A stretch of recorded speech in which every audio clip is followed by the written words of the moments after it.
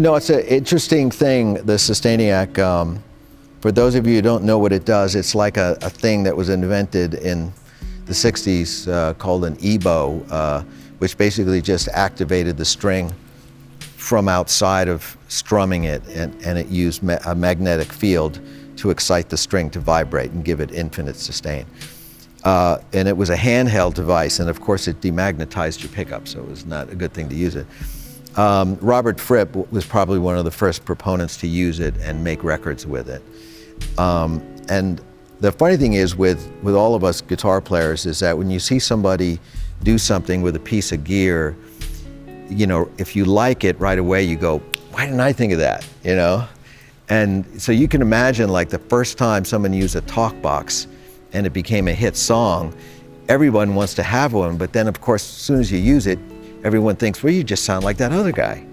And generally you do. It takes a long time to figure out what you're gonna do with it. So some things, they go through this period where, like with a wah-wah pedal, it belonged to one artist and then it just became everybody's artist. Or finger tapping, it kind of belonged to Eddie, even though he didn't invent it, but he kind of capitalized on it.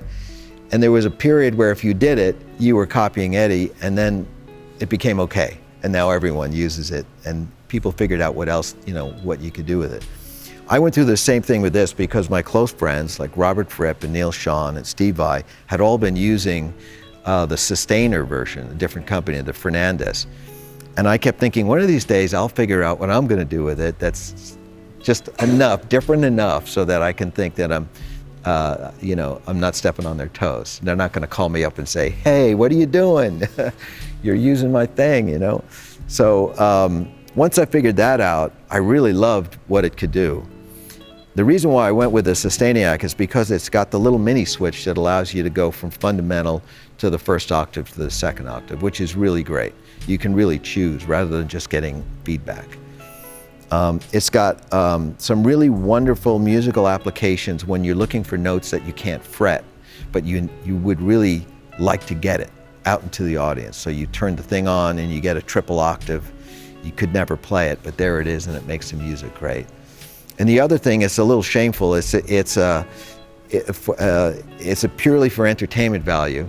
If you're playing a really big place and you really want to hold this note out forever and point to somebody that's, you know, you're at the Tokyo Dome and you want to point right at the top, you can do it with that.